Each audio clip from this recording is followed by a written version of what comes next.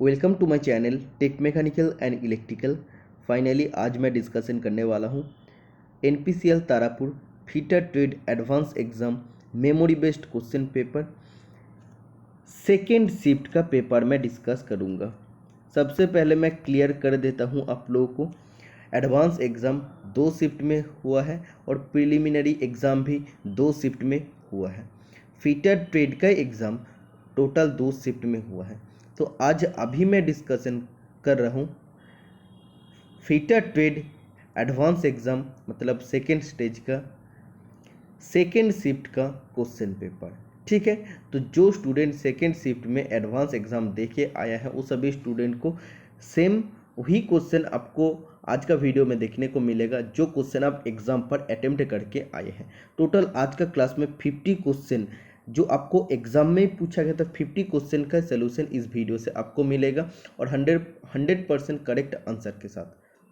तो 50 क्वेश्चन आपका एग्जाम में पूछा है और आज मेमोरी बेस्ड क्वेश्चन पेपर में जब डिस्कस करूँ 50 क्वेश्चन का मैं डिस्कशन कर रहा हूँ तो आप सोचिए इसके लिए कितना ज़्यादा मेहनत करना पड़ा। लेकिन ये मेहनत मैंने नहीं किया, सब स्टूडेंट ने किया। सब स्टूडेंट ने मिलके इस क्वेश्चन को भेजा है। किसी ने 5 क्वेश्चन, किसी ने 10 क्वेश्चन, किसी ने 15, किसी ने 30, किसी ने पूरा 45 क्वेश्चन, किसी ने तो पूरा सेट भी भेजा है। तो सब स्टूडेंट का मदद से मैं इस पेपर को फुल्ली बना पाया हूँ और आज का पेपर में टोटल 50 क्वेश्चन का सलूशन मिलेगा और इससे आपको पता चलेगा सेकेंड स्टेज में आपको एग्जैक्टली कितना मार्क्स मिलने वाला है और इससे आपको पता भी चलेगा कि NPCL में आपका सिलेक्शन होने वाला है कि नहीं। देखो, आज का पेपर जब सेकेंड शिफ्ट का डिस्कशन कंप्लीट हो जाएगा इसके बाद मैं नेक्स्ट वीडियो पोस्ट करूँगा first shift advance exam paper. First shift advance exam paper जब भी डिस्कशन हो जाएगा उसके बाद प्रिलिमिनरी एग्जाम पेपर भी मैं डिस्कस करूँगा क्योंकि उसका क्वेश्चन भी मेरा पास अवेलेबल है। और इससे पहले मैं आप लोग को बता देना चाहता हूँ जो भी स्टूडेंट आप लोग BA/RC NPCL एग्ज़ाम के लिए तैयारी कर रहे हैं, क्योंकि BA/RC में काफ़ी अच्छा मौका है आप सभी स्टूडेंट के लिए। NPCL में तो 10-20 पोस्ट है, लेकिन आपका BA/RC का एग्ज़ाम में टोटल 750 पोस्ट है। इससे भी आपको ज़्यादा पोस्ट इसमें देखने को मिल रहा है BA/RC का एग्ज़ाम में। तो तैयारी आपको और भी अच्छा से करना पड़ेगा। तो जो स्टूडेंट BA/RC में एग्ज़ाम देने वाला वो सभी स्टूडेंट भी इस पेपर का वीडियो देखिए और आने वाला जो first shift advance exam paper में डिस्कशन करूँगा उसका भी वीडियो आप लोग देख लीजिएगा ज़रूर। और प्रिलिमिनरी का पेपर भी आप देख लीजिएगा क्योंकि आपका BRC एग्ज़ाम में काफ़ी हेल्पफुल होने वाला है। और इससे पहले मैं एक बात आपको क्लियर करना चाहता हूँ, जैसे प्रिलिमिनरी एग्जामिनेशन में जो भी स्टूडेंट का आप लोग का डाउट होता है, प्रॉब्लम होता है, वो सभी स्टूडेंट प्रिलिमिनरी एग्जाम के लिए 50 मॉक टेस्ट सीरीज अवेलेबल है मेरा वेबसाइट पर, उससे आप ज्वाइन कर सकते हैं। बहुत सारे स्टूडेंट ने बोला सर उससे मैक्सिमम क्वेश्चन आपका कॉमन आया है और काफ़ी हेल्प भी मिला है आपका टेस्ट सीरीज से।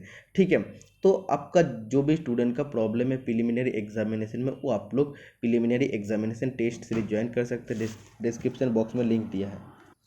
और जो भी स्टूडेंट आज मेरा चैनल में नया है वो सभी स्टूडेंट चैनल को सब्सक्राइब करके रखना, क्योंकि किसी भी एग्ज़ाम का जब आपका कंप्लीट होता है तो उसका बाद मेमोरी बेस्ड क्वेश्चन पेपर सिर्फ आपको टेक मैकेनिकल चैनल से मिलता है और ये आप लोगों का सपोर्ट से मिलता है। ठीक है, तो सबसे पहला क्वेश्चन मैं 20 नंबर से शुरू कर रहा हूँ क्योंकि इससे पहले जो 19 क्वेश्चन है उसमें से कुछ क्वेश्चन फास्ट शिफ्ट का भी मैं ऐड कर दिया हूँ क्योंकि मेरे को पहले समझ में नहीं आया था कि फीटर का 2 शिफ्ट में एग्ज़ाम हुआ, इसीलिए 20 नंबर क्वेश्चन से मैं डिस्कशन शुरू कर रहा हूँ और पूरा पेपर का मैं डिस्कशन करूँगा। और जब लास्ट में आपका इस पेपर का कंप्लीट होगा उसके बाद फिर 1 से 19 तक भी मैं डिस्कशन अभी करूँगा।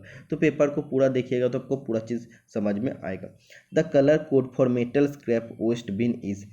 मेटल स्क्रैप का जो वेस्ट बिन होता है इसका कलर कोड क्या होता है, मतलब मेटल चिप्स, मेटल स्क्रैप जो होता है उसको जब हम लोग फेंकते हैं किसी भी वेस्ट बिन पर तो उसका कलर होता है रेड कलर का। Which type of marking media is not applied for high accuracy job, मतलब वो कौन सा टाइप ऑफ मार्किंग मीडिया होता है जो हाई एक्यूरेसी जॉब में हम लोग अप्लाई नहीं करते हैं। तो इसका राइट आंसर हो जाएगा white wash. 22 number question, as पर BIS सिस्टम का अनुसार number of grade of tolerance, तो टोटल ग्रेड ऑफ टॉलरेंस कितना नंबर में अवेलेबल होता है, 18 नंबर में अवेलेबल होता है। और IT01, IT0, IT1 से शुरू करके IT16 तक होता है। ठीक है। तो टोटल IT1 से IT16 टोटल 16 होता है और पहले दो को आप ऐड कर दीजिए तो total 18 number of grade of tolerance होता है। ठीक है। देखिए 23 नंबर क्वेश्चन में आपको पूछा गया था what are industrial gear oil blended with lead and sulphur compound. तो इसमें देखिए वो कौन सा type of industrial gear oil है जिसमें लीड और सल्फर को ब्लेंडेड किया जाता है, मतलब मिक्स किया जाता है। तो कौन सा टाइप ऑफ गियर ऑयल में लीड और सल्फर कंपाउंड को मिक्स किया जाता है? तो इसका राइट आंसर हो जाएगा सार्वोमेस 150। ठीक है। तो ऑप्शन में आपको सार्वोमेस और भी ऑप्शन था 50 था, तो इसका राइट आंसर हो जाएगा सार्वोमेस 150। तो जिस भी स्टूडेंट ने 150 करके आया है सार्वोमेस का तो उसका राइट आंसर हो जाएगा। ठीक है। What is the constituent is not found in Babbitt metal used in the industry, मतलब इंडस्ट्री में जो बेबिट मेटल यूज होता है उसमें कौन सा मेन कंपोनेंट नहीं होता है? तो उसमें देखिए एक्चुअली बेबिट मेटल में रहता है टीन, जिसका आप देख सकते हैं सिंबल है एसएन, और इसका प्रतिशत रहता है 88%। एंटीमोनी इससे हम लोग एसबी से इसको डिनोट करते हैं, इसका परसेंटेज रहता है 8, और कॉपर रहता है इसमें सीयू रहता है 4%। टोटल तीनों को मिलाकर 100% रहता है। लेकिन ऑप्शन में जो आपका था मैंगानीज, तो मैंगानीज एक्चुअली बेबिट मेटल में यूज नहीं होता है। ओके। 25 नंबर क्वेश्चन में आपको पूछा गया था aluminium is extracted from, aluminium को कहाँ से निष्कासित किया जाता है, कहाँ से निकाला जाता है? तो बॉक्साइट नाम का ओर से निकाला जाता है, बॉक्साइट अयस्क से निकाला जाता है। When tolerance is given on one side of the basic dimension it is called, जब किसी भी टॉलरेंस को बेसिक डायमेंशन का, ए बेसिक डायमेंशन या बेसिक साइज का किसी एक ही तरफ टॉलरेंस दिया जाता है तो उसको कहते हैं यूनिलैटरल टॉलरेंस। और ऐसे सेम आप बोल सकते हैं अगर टॉलरेंस बेसिक साइज का दोनों साइड में होता है, इधर भी होता है इधर भी होता है, तो उसको बोलते हैं बायलैटरल टॉलरेंस। 27 नंबर क्वेश्चन में आपको पूछा गया था ये 4 start thread has laid off 16 millimetre the pitch of the thread is. देखिए इसमें 4 स्टार्ट थ्रेड का बात किए हैं। ठीक है। तो इसके लिए एक्चुअली फॉर्मूला होता है lead is equal to pitch into number of start. तो नंबर ऑफ स्टार्ट में आप देख रहे हैं कितना हो रहा है, वेट कीजिए थोड़ा सा, मार्कर को थोड़ा सा थीन कर लेते हैं। देखिए lead is equal to the pitch into number of start, तो लीड का वैल्यू दे दिए 16 मिलीमीटर, पिच आपको निकालना है और नंबर ऑफ स्टार्ट कितना है 4 स्टार्ट थ्रेड है, तो पिच इज इक्वल टू आ जाएगा आपका lead upon number of start, तो इधर आपका आ जाएगा pitch 4 millimetre. Okay. 28 number question में आपको पूछा गया था what is the purpose of jockey pulley in the belt drive, belt drive में मतलब बेल्ट और पुली ड्राइव में जॉकी पुली का व्यवहार करने का पीछे क्या उद्देश्य होता है? Increase arc of a contact, increase belt tension, आप और भी बोल सकते हैं इंक्रीज रैपिंग एंगल, और डिक्रीज स्लैकनेस मतलब स्लिप को वो कम करता है। तो इसलिए ये तीनों काम इसका ही होता है जॉकी पुली यूज करने का बाद, इसलिए ऑप्शन नंबर डी इसका राइट आंसर हो जाएगा। जॉकी पुली को हम लोग आइडलर पुली भी कहते हैं, या आप लोग बोल सकते हैं आइडल पुली भी हम लोग कहते हैं।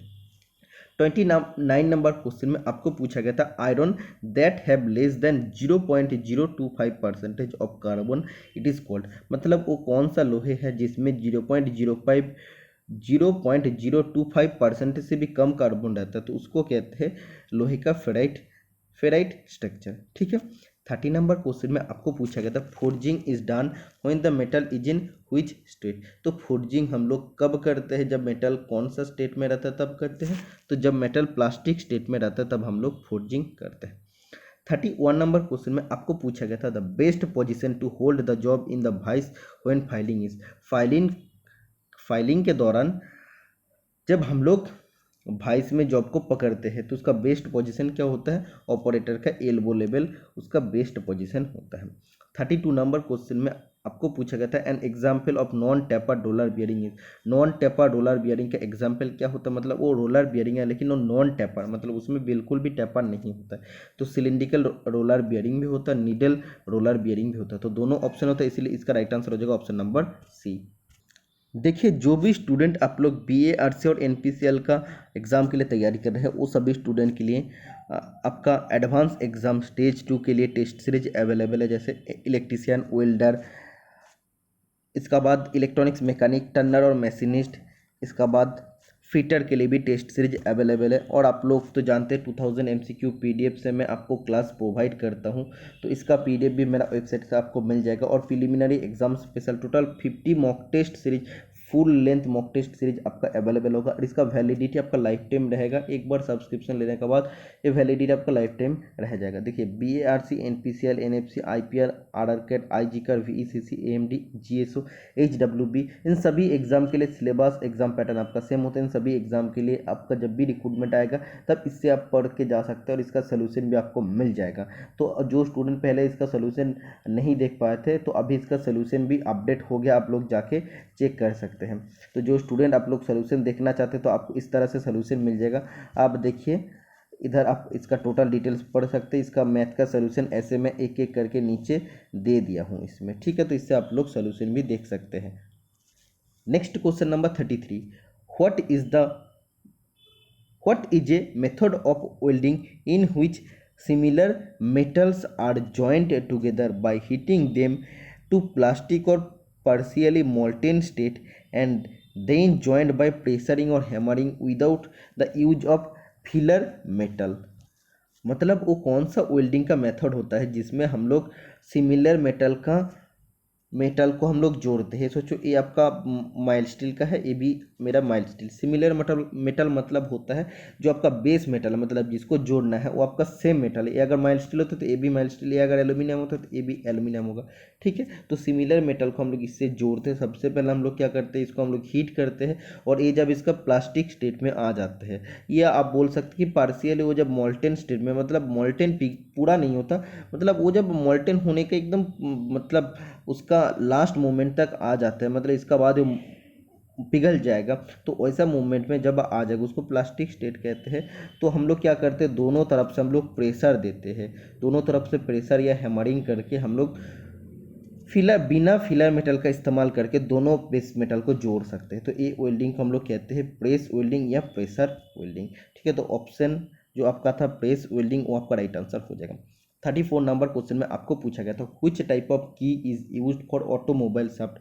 ऑटोमोबाइल व्हीकल का जो शाफ्ट होता है इसमें कौन सा की अवेलेबल होता है, वुडवर्क की अवेलेबल होता है जो टेपर्ड शाफ्ट फिटिंग में यूज होता है। और ये आपका सेगमेंट ऑफ सर्किल जैसा इसका शेप होता है, या आप बोल सकते हैं सेमी सर्किल शेप होता है। Rightward technique is called rightward technique is carried out. Rightward technique of welding, तो राइटवर्ड टेक्निक ऑफ वेल्डिंग हम लोग कैसे करते हैं, तो हम लोग लेफ्ट साइड से शुरू करके राइट साइड का तरफ आगे बढ़ते हैं, ठीक है। तो जो भी आपका बेस मेटल को जोड़ना है तो हम लोग लेफ्ट साइड से शुरू करके राइट साइड का तरफ आते हैं, तो इसको राइटवर्ड टेक्निक ऑफ वेल्डिंग हम लोग कहते हैं।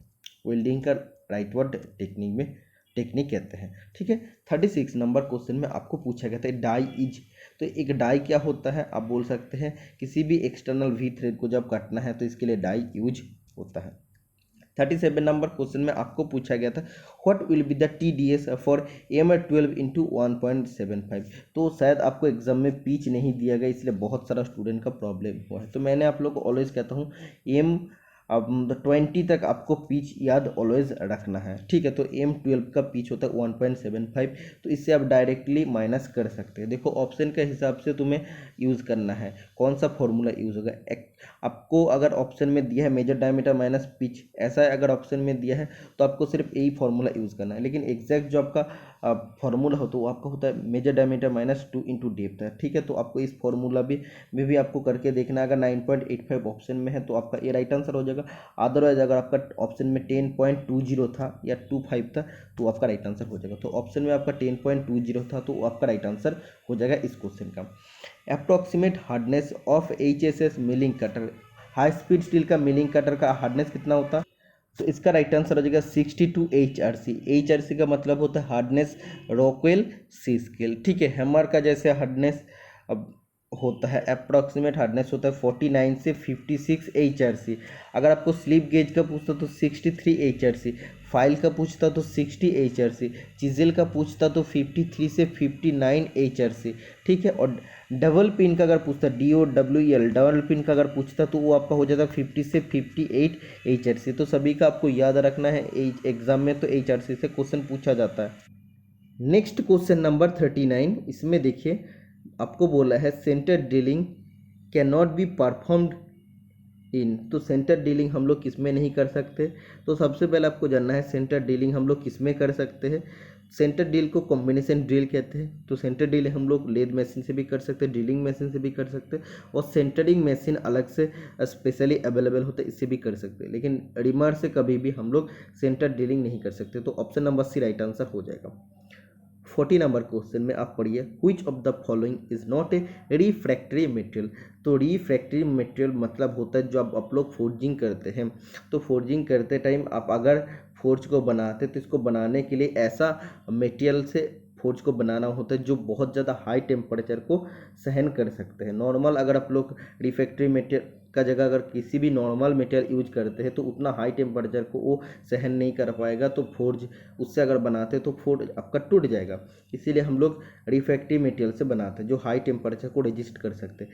तो refractive material fire clay bricks होता है, डिनस ब्रिक होता है, टेल्क ब्रिक्स होता है, लेकिन कॉन्क्रीट नहीं होता। इसलिए option number D right answer हो जाएगा। एग्जाम में आपको क्वेश्चन में पूछा गया था कौन सा रिफ्रैक्टिव मटेरियल नहीं है, तो कॉन्क्रीट राइट आंसर हो जाएगा। अगर कॉन्क्रीट से आप फोर्ज बनाते हैं तो वो आपका ज़्यादा हीट पाने से वो क्रैक आ जाएगा। ठीक है। 41 नंबर क्वेश्चन में आपको पूछा गया था what is used for keeping the metal piece in fire for heating as well as for gripping and turning the work piece during forging. Forging के दौरान जब हम लोग किसी भी मेटल पीस को गर्म करते हैं और गर्म करते टाइम उसको पकड़ के रखते हैं, और उसका जब हम लोग वर्कपीस को एक साइड गर्म हो गया फिर दूसरा साइड को हम लोग टर्न करके जब गर्म करते हैं, तो वो पकड़ने के लिए हम लोग कौन सा टूल यूज करते हैं, तो टोंग यूज करते हैं। तो टोंग किस लिए यूज किया जाता है, जो गर्म जब होता है फोर्जिंग का टाइम उसको पकड़ना और उसको हैंडलिंग करने के लिए यूज करते हैं। 42 नंबर क्वेश्चन में आपको पूछा गया था dimension is stated as 20 plus 0.008 minus 0.005। Here 20.008 is. तो 20.008 आपका इंडिकेट कर रहा है अपर या मैक्सिमम लिमिट को। ऑप्शन में अगर अपर या मैक्सिमम लिमिट था तो वो राइट आंसर हो जाएगा, क्योंकि आप लोग जानते हैं जो आपका 20 है, 20 आपका बेसिक साइज, और जो आपका प्लस 0.008 ये आपका अपर डिविएशन, और नीचे जो आपका माइनस 0.005 ये आपका लोअर डिविएशन। अपर लिमिट का या मैक्सिमम लिमिट का फॉर्मूला होता है बेसिक साइज प्लस अपर डिविएशन। तो बेसिक साइज 20 है और अपर डिविएशन 0.008 है, तो दोनों को जोड़ के 20.008 आता है। ये आपका होता है अपर या मैक्सिमम लिमिट। ओके। देखिए 43 नंबर क्वेश्चन में आपको पूछा गया था which of the following is A heat treatment process. निम्नलिखित में से कौन सा उष्मा उपचार प्रोसेस है, कूलिंग, स्ट्रेटनिंग, नॉर्मलाइजिंग, बफिंग। तो आप लोग जानते हैं इसका राइट आंसर हो जाएगा नॉर्मलाइजिंग, क्योंकि हीट ट्रीटमेंट का 4 प्रोसेस होता है, हार्डनिंग, नॉर्मलाइजिंग, एनेलिंग और टेम्परिंग। ठीक है। और सरफेस हार्डनिंग 4 प्रकार के होते हैं, केस हार्डनिंग होता है, नाइटाइडिंग होता है, और फ्लेम हार्डनिंग और इंडक्शन हार्डनिंग। 44 नंबर क्वेश्चन में आपको पूछा गया था what is the name of the operation to enlarge the hole for a given depth. तो मतलब वो कौन सा ऑपरेशन होता है जिसमें हम लोग दिया गया डेप्थ तक किसी भी होल का डायमीटर को बड़ा करते हैं। ठीक है। तो सोचो इस ऐसा आपका टोटल होल है आपका 20 मिलीमीटर का। ठीक है। हमें जस्ट 7 मिलीमीटर तक होल का साइज को बड़ा करना है, होल का साइज को बड़ा करना है। तो इसके लिए हम लोग यूज़ करते हैं काउंटर बोर टूल, और इस ऑपरेशन को काउंटर बोरिंग ऑपरेशन कहते हैं। और किस लिए करते हैं, एकोमोडेटिंग सॉकेट हेड स्क्रू, मतलब सॉकेट हेड स्क्रू को सहायता देने के लिए। एक क्वेश्चन आपको पूछा गया था the filament of A bulb is. तो बल्ब का फिलामेंट किस धातु से बनता है, टंगस्टन से बनता है, जो काफ़ी हाई टेम्परेचर को भी रजिस्ट कर सकते हैं। द 46 नंबर क्वेश्चन में आपको पूछा गया था the shape of job which cannot be hold by three jaw chuck. मतलब वो कौन सा टाइप ऑफ या कौन सा शेप ऑफ जॉब है जिसको हम लोग क्या थ्रीजर चक से पकड़ नहीं सकते हैं। थ्रीजर चक को हम लोग यूनिवर्सल चक या सेल्फ सेंटरिंग चक कहते हैं। और इस चक से हम लोग किस टाइप ऑफ या किस शेप ऑफ जॉब को पकड़ नहीं सकते, तो रेक्टेंगुलर शेप जॉब को हम लोग पकड़ नहीं सकते हैं। ठीक है। 47 नंबर क्वेश्चन में पूछा गया था example of A temporary joint, मतलब अस्थायी जोड़ का उदाहरण क्या होता है, वेल्डिंग, सोल्डरिंग, ब्रेजिंग या प्रेस फिट। तो option number D right answer हो जाएगा इस क्वेश्चन का। वेल्डिंग और रिवेटिंग आपका होता है फास्टनर, वो आपका परमानेंट फास्टनर होता है। सेमी परमानेंट फास्टनर में आता है सोल्डरिंग और ब्रेजिंग, और टेम्पोररी में आता है प्रेस फिट, स्क्रू या नाट और बोल्ट। 48 नंबर क्वेश्चन में आपको पूछा गया था, a joint is made by two pieces of metal overlapping each other. मतलब किसी भी दो पीस जब एक दूसरे के ऊपर ओवरलैप अवस्था में रहता है उसको जोड़ते हैं, तो इस जोड़ को हम लोग लैप जॉइंट कहते हैं। द कलर कोड या द कलर ऑफ C2H2 मतलब एसिटिलीन होस पाइप इज, तो एसिटिलीन होस पाइप का कलर क्या होता है, मैरून होता है, और ऑक्सीजन होस पाइप का कलर होता है ब्लैक। 50 नंबर क्वेश्चन में आपको पूछा गया था, which type of thread is used for mechanical jack. Mechanical jack में किस टाइप ऑफ थ्रेड यूज होता है, फ्लाई प्रेस, मैकेनिकल जैक, तो इस जगह में स्क्वायर थ्रेड यूज होता है जो काफ़ी ज़्यादा स्ट्रॉन्ग होता है। What is the defect if the metal chips clog between the teeth of the file. मतलब जब किसी भी रेती का या जिसको आप लोग इंग्लिश में फाइल कहते हैं, फाइल का टीथ का बीच में मेटल चिप्स फंस जाते हैं, तो इस त्रुटि को हम लोग क्या कहते हैं, पिनिंग ऑफ फाइल कहते हैं। Pinning of file is removed by file card. Pinning of file को हम लोग दूर कर सकते हैं फाइल कार्ड का माध्यम से।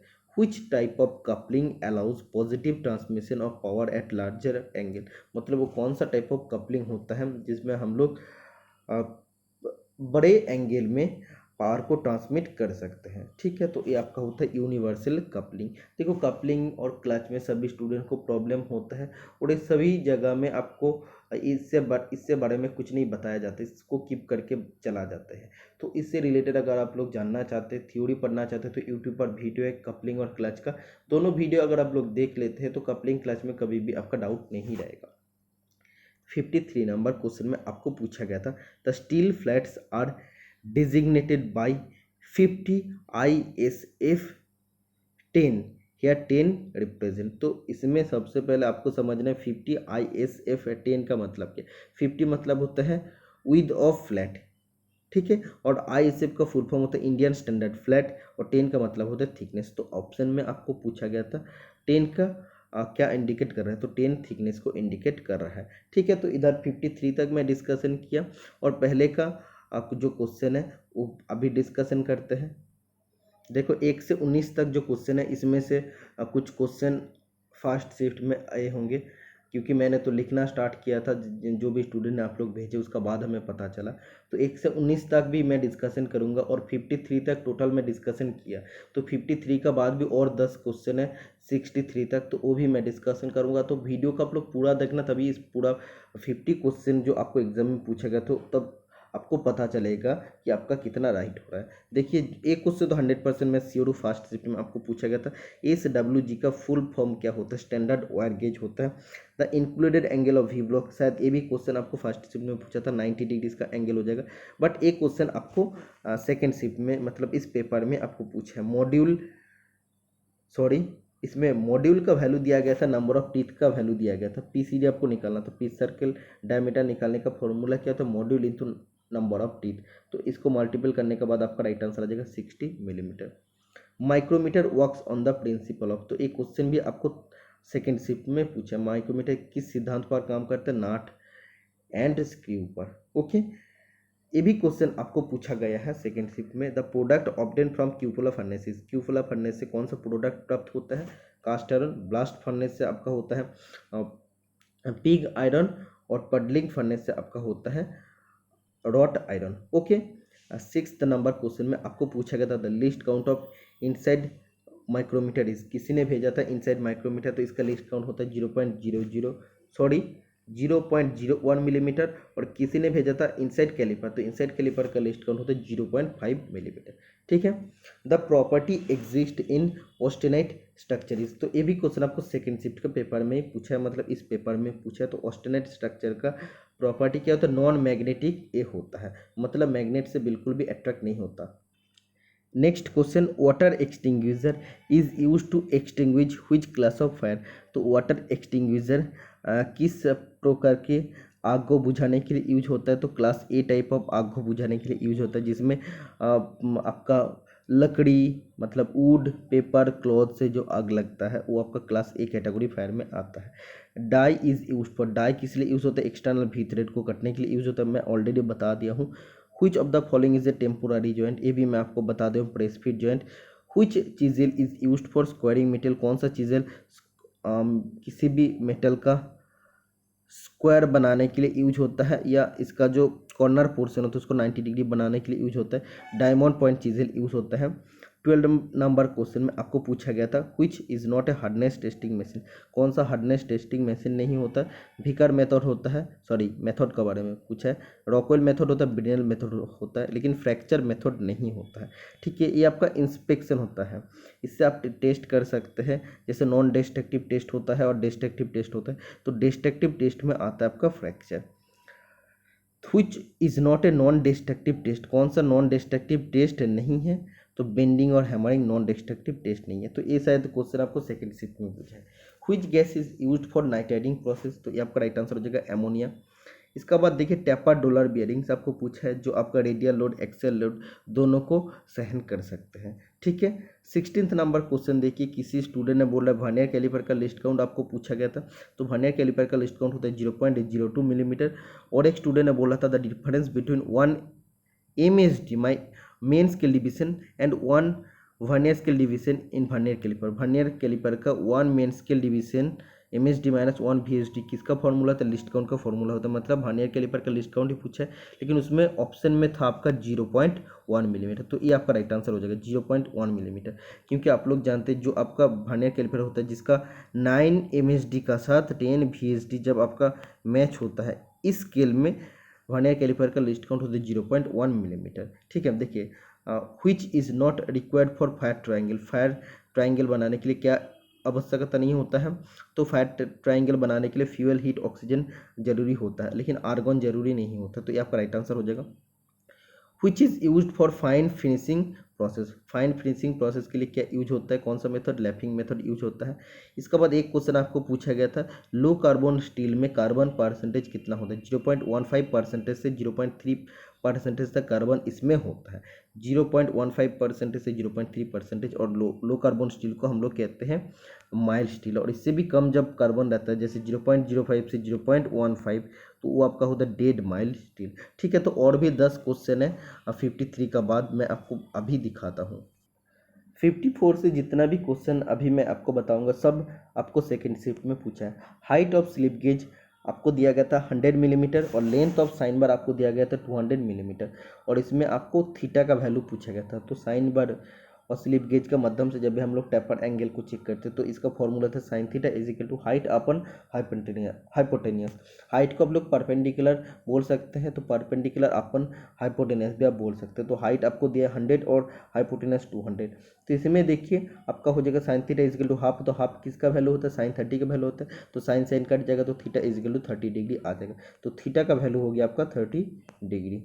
ठीक है, 55 नंबर क्वेश्चन में आपको पूछा गया था which type of gear combination are mostly used for intersecting axis motion, मतलब वो कौन सा type of gear combination intersecting action motion के लिए यूज होता है। मतलब कौन सा गियर कॉम्बिनेशन में दो शाफ्ट आपका इंटरसेक्ट होता है, तो बी व्हील का राइट आंसर हो जाएगा।